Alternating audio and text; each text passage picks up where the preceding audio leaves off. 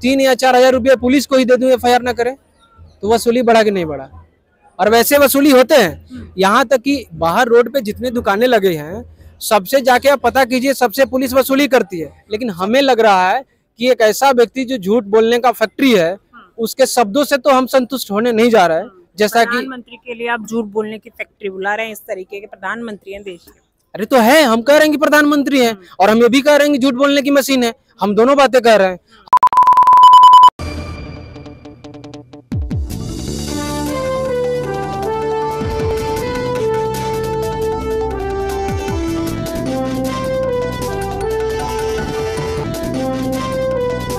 नमस्कार साथियों, बहुत बहुत स्वागत है आपका न्यूज़ हाउस में। मैं हूं आपके साथ सवेरा छाबड़ा और इस वक्त मैं मौजूद हूं दिल्ली के जंतर मंतर पे और यहां मेरे साथ हैं आइलाज, जो कि all India law association of justice, lawyers association of justice है के सेक्रेटरी हैं, दिल्ली सेक्रेटरी अमरजीत जी।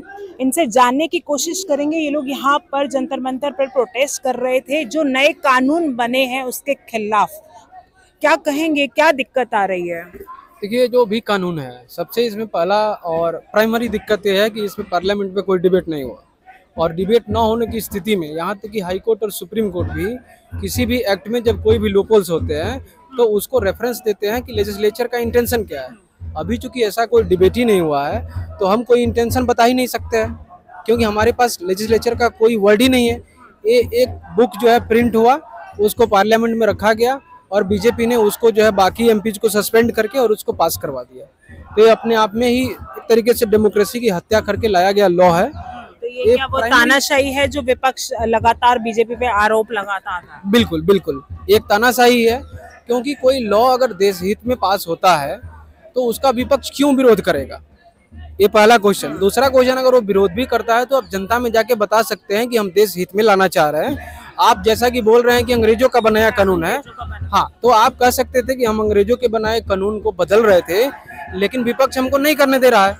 लेकिन आपने विपक्ष के एमपीज को, जो कि नंबर में पहले से ही कम थे, उनको आपने सस्पेंड करके बाहर रखा और फिर आपने इस लॉ को पास किया, और इसमें कभी भी किसी भी स्टेक होल्डर का कोई भी ऑब्जेक्शन आपने एक्सेप्ट नहीं किया।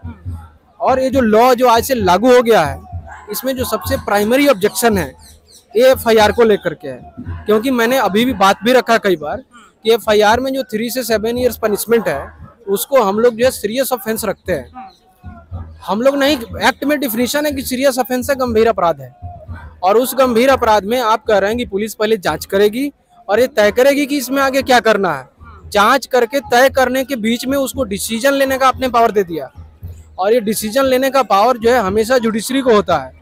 पुलिस का काम होता है जांच करके मजिस्ट्रेट के पास रिपोर्ट देना, और उस रिपोर्ट पे कॉग्निजेंस लेके मजिस्ट्रेट को तय करना होता है कि इसमें आगे क्या होगा। लेकिन आज पुलिस को अपने पावर बढ़ा करके अपराध जनता के खिलाफ में बढ़ा दिया है। क्यों नहीं कानून की हत्या होते हुए नजर आ रहा है, ऐसा है कुछ? बिल्कुल, ये सिर्फ कानून का हत्या नहीं है, कानून का हत्या हम नहीं कह सकते हैं, ये जनता के एक तरीके से ऊपर अत्याचार है और जनता का हत्या है। क्योंकि नॉर्मली देखिएगा, इससे पहले भी कस्टडी के अंदर हत्या होते रहे हैं, कस्टडी के अंदर लोगों के रेप होते रहे हैं। आप देखिएगा, वो मथुरा रेप केस आप पढ़े होंगे, ऐसे बहुत सारी घटनाएं हैं। हाथरस कांड हो गया। बिल्कुल बिल्कुल, नहीं तो हाथरस पुलिस कस्टडी में नहीं हुआ था, लेकिन पुलिस कस्टडी में होते रहे हैं। आज आप कस्टडी बढ़ा करके 15 से 90 डेज किए हैं या 60 डेज किए हैं, तो ये सिर्फ मेल के लिए नहीं है, ये फीमेल के लिए भी है। अगर किसी फीमेल को आप 60 दिन और 90 दिन पुलिस कस्टडी में रखिएगा तो उसके साथ क्या क्या होगा, इसका कोई जिम्मेवारी लेने वाला नहीं है। और जैसा कि मैंने बताया, पुलिस के खिलाफ इन्वेस्टिगेशन या किसी भी दौरान में, जो कि ड्यूटी बोलते हैं, करते वक्त अगर कोई चीज घटना होती है, कोई अपराध होता है, तो FIR करने के लिए आपको सैंक्शन लेना पड़ता है, और वो भी सैंक्शन आपको सरकार से लेना होता है। जबकि सरकार जो है पहले से ही जनता के खिलाफ है, जनता के अगेंस्ट में है। तो इसलिए हम लोग विरोध कर रहे हैं, और विरोध करने का कारण है कि FIR में जो इनको दिया गया है जांच का चीज, उसके अलावा एक और चीज है। उसके अलावा एक और क्या है कि पहले था कि आप बिना नाम बताए भी कोई भी अपराध हो रहा है तो उसके लिए आप पुलिस को जाके रिपोर्ट कर सकते थे। आज के डेट में क्या है कि आपको अपना नाम बताना पड़ेगा। तो कहीं भी अभी किसी भी व्यक्ति के खिलाफ कोई अपराध हो रहा है, अगर वो व्यक्ति अपराध करने वाला जो है वो ताकतवर है, वो सत्ता के द्वारा संरक्षण उसको प्राप्त है, या वो बहुत बड़ा पूंजीपति है, तो आप बचिएगा, क्योंकि आपके खिलाफ भी वो कुछ करवा सकता है। डरिएगा, नाम बताना नहीं चाहिएगा। तो नाम बताने वाली बात कह रहे हो, ये बोला जा रहा है कि खाली नाम बदले गए हैं, एक्ट वही है ऑलमोस्ट सेम, सिर्फ नाम बदला गया है उनका। ऐसा कौन बोल रहे हैं? बोल रहे थे, अभी आप ही बोल रहे थे कि नाम बदलने की बात हो रही है। ऐसा भ्रम चलाया जा रहा है वैसे लोगों के द्वारा जो लोग इस कानून को सही साबित करना चाहते हैं। मेरे हाथ में बार काउंसिल ऑफ दिल्ली का ऑब्जेक्शन लेटर है। ये ऑब्जेक्शन भेजा गया है और इसको जो है मैं पूरा पॉइंट वाइज बताऊंगा। ये आप देखिएगा, यूनियन होम मिनिस्टर को भेजा गया है। कैमरे पे दिखा दीजिए। हाँ बिल्कुल, ये यूनियन होम मिनिस्टर को बार काउंसिल ऑफ दिल्ली के द्वारा भेजा गया ऑब्जेक्शन। और इसमें मैं एक एक पॉइंट बताऊंगा। जो लोग कह रहे हैं कि सिर्फ नाम बदला गया है, इसकी एक कॉपी भी मैं आपको दे दूंगा, आप इसको पढ़ सकती है। तो इसमें FIR का मैं बता रहा था, इसमें देखिए, police remand period enlarged from 15 to 90 और 16 डेज। अगर ऐसा नहीं हुआ है तो क्या bar council of Delhi return में जो दे रही है, क्या ये गलत है? बार काउंसिल में जो लोग बैठे हुए हैं वो अमित शाह और मोदी से कई गुना ज्यादा लॉ के बारे में नॉलेज रखते हैं। अमित शाह जी का भी बयान आया आज कि इंसाफ होगा जनता के साथ, पहले इंसाफ नहीं हो पा रहा। देखिए, उनके बयान को हम जो है सीरियसली नहीं लेते हैं। ऐसी बात कर रहे हैं देश के गृह मंत्री, आप उन्हें सीरियस नहीं लेंगे? नहीं, अगर कोई नासमझ व्यक्ति गृह मंत्री बन जाए तो उसको जरूरी नहीं है कि गृह मंत्री बनने से हम सीरियसली ले लें। अगर एक्ट में कुछ ऐसा है तो उसको हम सीरियसली लेंगे, लेकिन उनके बयान को हम बिल्कुल सीरियसली नहीं लेते हैं। और भाजपा के किसी भी नेता को हम सीरियसली इसलिए नहीं लेते हैं क्योंकि वे लोग झूठ बोलने की फैक्ट्री हैं और ये उनको जो है एक तरीके से इंस्पायरेशन आता है मोदी जी से। तो यहाँ हमारे बार काउंसिल ऑफ दिल्ली ने रिटर्न में दिया है कि रिमांड का पीरियड 15 से बढ़ा के 90 से 60 कर दिया गया है, चूंकि अलग अलग कैटेगरी के ऑफेंस होते हैं। पहले 15 दिन था। रिमांड मतलब पुलिस कस्टडी की बात कर रहे हैं, जुडिशियल कस्टडी में था कि आप रख सकते हैं 60 से 90 दिन का। इसमें दूसरा ऑब्जेक्शन आप देखिए, दूसरा ऑब्जेक्शन है कि हथकड़ी का, जो हाथ में बांधने वाला। पहले था कि आपको हैंड कॉफिंग के लिए परमिशन लेना होता था, आज के डेट में पुलिस की मनमर्जी चलेगी। इसमें आप देखिए, solitary confinement in jail. Solitary confinement का आप अगर समझ रही हो तो अच्छी बात है, मैं आपको बताता हूँ।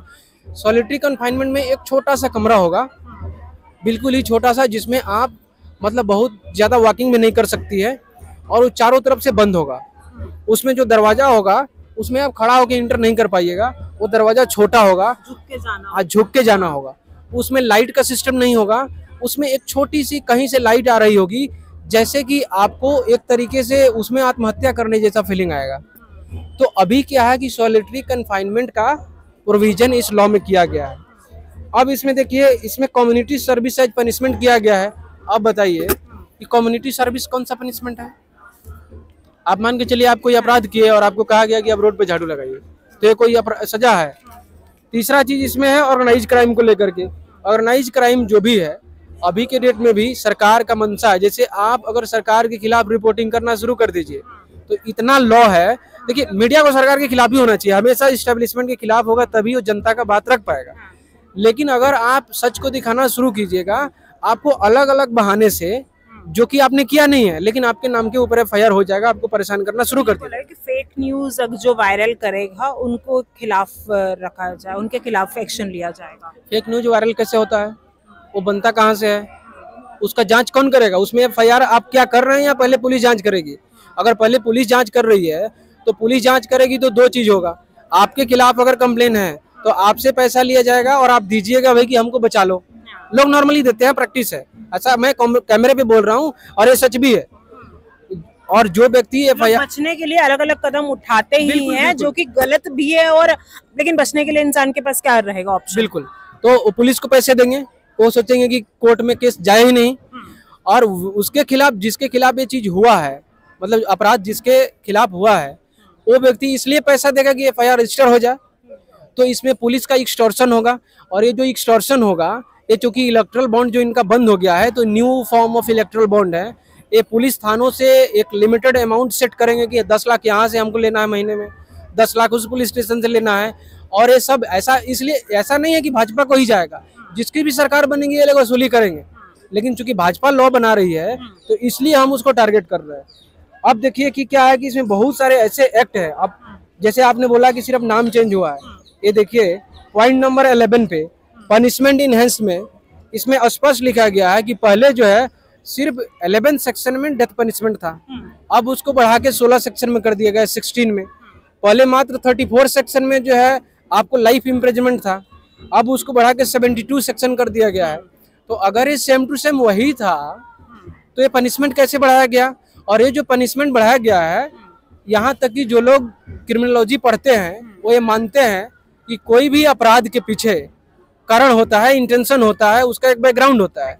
उसको बिना जाने और समझे आप सजा का प्रोविजन बढ़ा रहे हैं, आप डेथ पनिशमेंट बढ़ा रहे हैं, आप जो लाइफ इम्प्रिजनमेंट बढ़ा रहे हैं, पहले से ही जेलों में भारी संख्या है।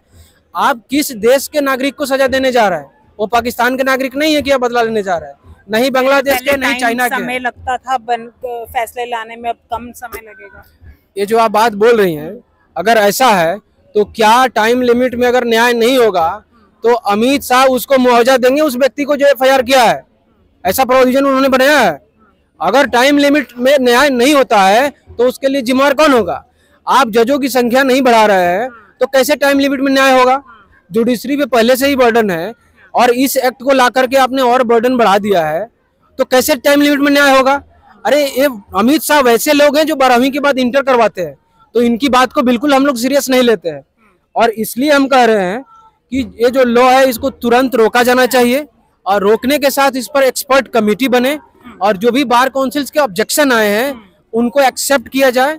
और यहाँ तक कि मैं कह रहा हूँ कि हाई कोर्ट और सुप्रीम कोर्ट का अपना इंडिपेंडेंट भी इस पे एक्सपर्ट कमेटी बने, क्योंकि एक क्रिमिनल लॉ है, ये आपके लाइफ को डायरेक्टली अफेक्ट करने जा रहे हैं। विपक्ष ये मुद्दा उठा पाएगा? हालांकि जैसे आपने देखा होगा कि नीट एग्जाम को लेकर भी उन्होंने मुद्दा उठाया तो माइक बंद कर दिया गया या उन्हें मतलब बातचीत नहीं करने दी। आपने देखा राहुल गांधी ने जिस तरीके से नीट का मुद्दा उठाया था। तो देखिए, विपक्ष उठाएगा कि नहीं ये हम यहाँ से तो नहीं बता सकते हैं, लेकिन हमारी एक डिमांड है कि विपक्ष को उठाना चाहिए पार्लियामेंट में इस इशू को।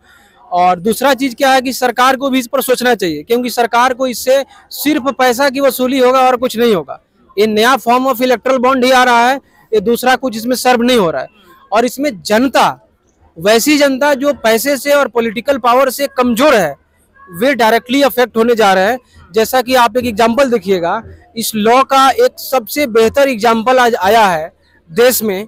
इस लॉ के द्वारा पहला एफआईआर उस व्यक्ति के खिलाफ दर्ज हुआ है जो कमला मार्केट में एक ठेले पर पानी बेचता था।